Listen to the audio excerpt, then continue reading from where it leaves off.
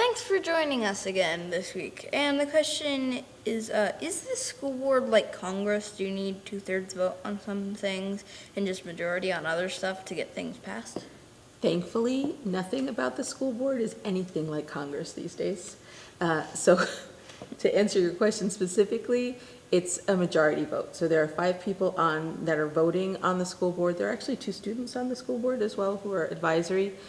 But essentially 3 people have to vote on, at least 3 people have to vote on any decision that the school board is going to make. And I think that's an important question because at the end of the day, you have people who are elected to this position, and they come from very different backgrounds and perspectives, and they're bringing in and hearing from a lot of different kinds of community members and making a lot of different considerations when they come to a vote. So it takes 3 to pass a vote, but more importantly, what I really appreciate about school board and what I would do as a trustee is make sure that I'm backing up my vote with data and with what people are sharing with me and sharing why I vote on something in a particular way.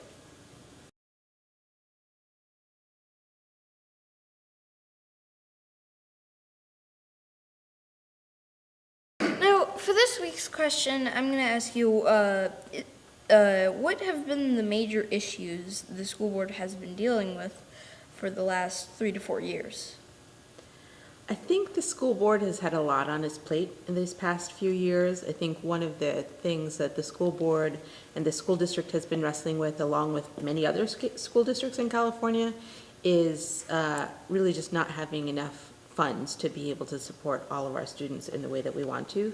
The school board has had to make some really tough decisions about what kinds of things to fund in the school district, and I think one of the things I really applaud is that they've really put funding and supporting our teachers and our staff at the center of some of the questions that they're asking about what to fund, because our teachers are the lowest paid in the county, in Alameda County, and without making sure that we're supporting them, we are not going to be able to have teachers who are teaching our students.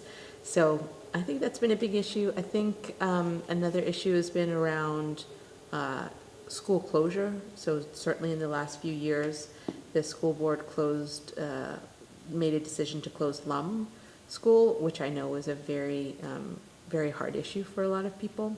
So at the end of the day, it's kind of those 2 things. What do we do with limited resources? How do we keep our students safe? And how do we make sure that we can have a school community that is offering really great things?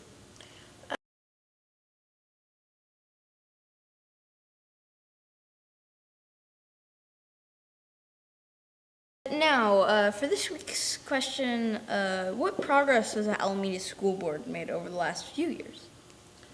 So I think the Alameda School Board has been able to accomplish a lot. I think one of the things that we've been able to really focus in on is getting a handle on how some of the professional development and supports that we were going to do. There have been a lot of different adoptions of different initiatives that I think have been a focus of the school board over the last few years. And, it's a type of progress to be able to have to make some hard decisions within a very tight kind of budgetary environment. And one of the things that I really respect that the school board did this last cycle was they were really transparent about the kinds of budgeting decisions that they were making, and really opened that dialogue up to the community.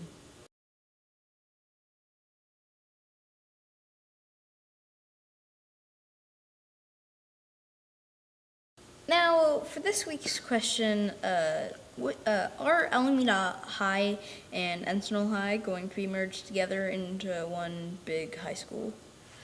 That, Michael, is the question that's going to live on for generations.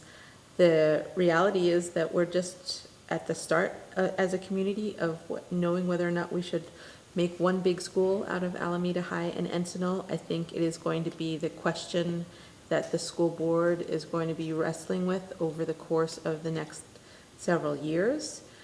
So I don't know what the right answer is to that question right now. I do know that the most important thing is that we're approaching that question together as a community, and that we make sure to really look at all of the different factors involved in thinking about what it would mean to have one mega high school.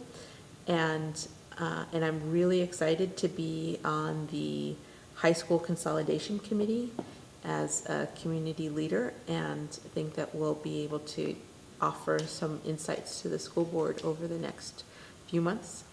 Now, Mia, what is the committee to consider high school consolidation? It's a committee that the board launched, I think, in April or May of 2018. They wanted to be able to bring together a committee of people who were students, teachers, school employees, community members from the West End, from the East End, just a really broad business community members, a really broad swath of people who had some insights into what should be happening in our schools. And they decided to bring this committee together and launch it in June. And I think the committee's work will be happening between September and February, March of the next school year. And the idea is that through this committee, we'll have the ability to really understand all of the different factors that we should really be considering around high school consolidation. And that we'll have a lot of ample opportunity to be able to make sure that everybody gets to weigh in on that decision.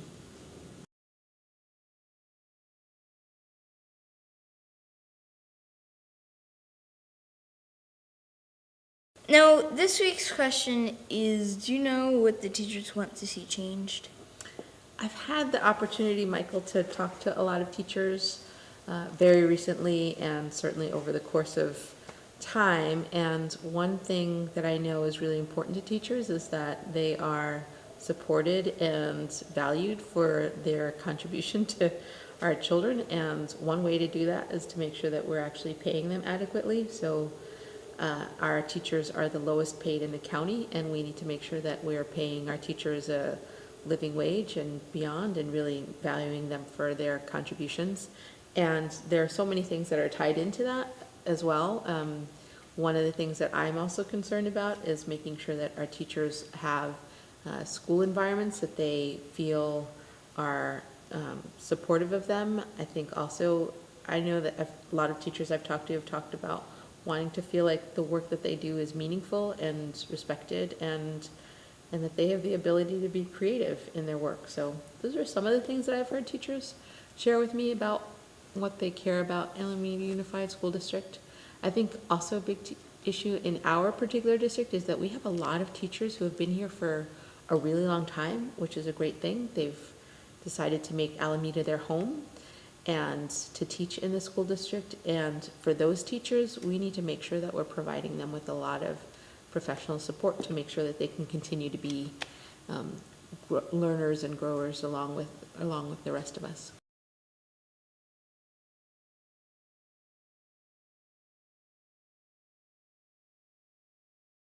So. Hi, Mia. Now, what services should Alameda schools provide, and what services do you believe every Alameda student is entitled to? So I think every student in Alameda is entitled to a quality education. If I think about back to my own schooling experience, what I really appreciated about my schools and my school community was that I walked into a school where people knew who I was, where I felt connected, where I felt like people were making sure that I had all the kinds of supports I needed, and they were different for me, and they were different versus my friend next to me.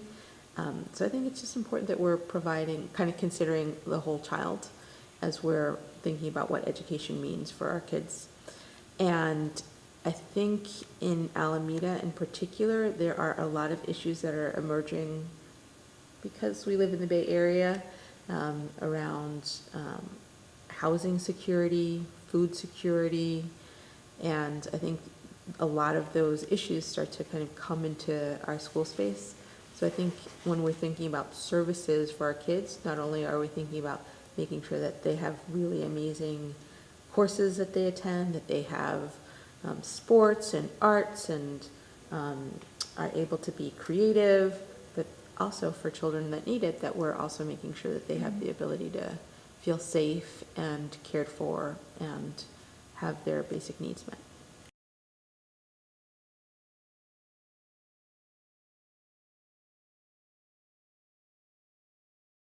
Now, this week's question is, well, I have friends with learning differences. What would you do to improve the ways that we could support these differences? I think one of the issues in our school district is that over time, we're seeing a lot more children who have special needs in this district, and we're also seeing and recognizing as educators that there are a lot of different ways that children learn. And I think those two things, making sure that we're addressing special needs of children and also addressing the many different ways that children are learning, are probably one of the greatest challenges that we have as a school system. And we also have the fact that there are a lot of compliance issues that cause us to need to support children in a particular way. So what do we do about that? I think I'm really excited about the strategic plan that the school district has adopted around our children with special needs, and I think we just gotta make sure that we're attending to every single child's learning differences.